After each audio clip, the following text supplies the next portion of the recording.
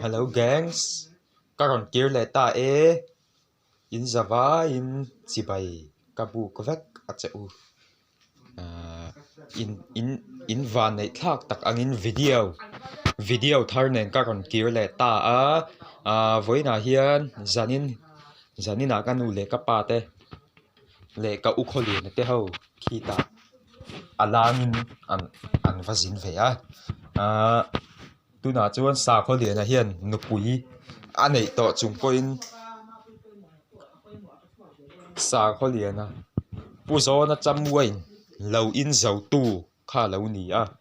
puzo na chamwain in ru tu som kholi na hi alerin azak lo hle bokani ti chuan chamwain in ru tu som kholi na hi na takin shem na pek ani bokanga ti chuan zan kan mut don huna kan trong tra yang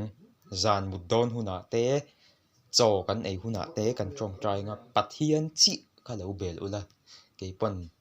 zan ka mut dona tal chon pathian chi hi ka bel ve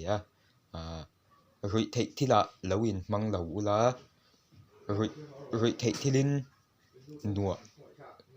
nuam lo ti lo ula rui thei thila te loin mang lo ula pathian chi belin nasa takin in lo trong tra yang pathian chi kha in lo bel don ni chu ka soi thei ani ka cha du cheu ani bokani ti chuan mei chia hi tun lai khovel hi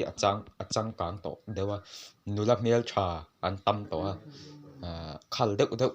te po hin tam to khop ma kan mizoram khovela hian zoram khovel hi adeng chuak khop nein ka hria ni chuti chuan zoram khovel hi adeng chu mai ba ka hianin zoram khovel hi adeng chu mai ba ka hianin acha ka ti ni tun lai nula mel tha pui thau deuh pian nal deuh khal deuh hin tam to khop mai tun lai kan zoram khovel hian kan zoram khovel hi eng ang pon lo che to lo thiang lim to lo in lo che som sari ma se an khovel hi chu la changkang ve thau ni tuna tan chuanin nula hi nakina chuan no pangte te po in nula tlangwal huna chuan nupui pasal te po nangma ni in zon mu zo nge tumin in thei ang to kin in lo zong ve don nia chu ka sei thei chin lo se ka lo me in zawai chunga lo thu ka se nakina next video danga kanin mule don ni mi lo like ula mi lo subscribe ula mi lo en ve thuk do ni nakina ai hian video thar ne karon kirlenga youtube karonin dale do na ni chuan min lo en ula min lo like ula min lo subscribe don ni chu in zawai chunga lom thu ka se nula le tlangwal inni huna chon nupui pasalte kan nei ve to nga ke ni ke po tlangwal ka ni huna tlangwala pumpa ka ni huna chuan nupui po zon hu nge hi ka tum to nakina nupui pasalin nei dona chuan biakin hong nge in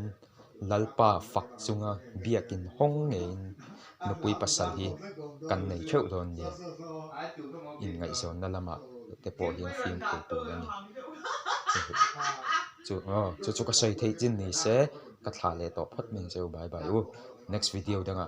nakina kanin mu le don ni in zawai chunga lom thu se ka lo me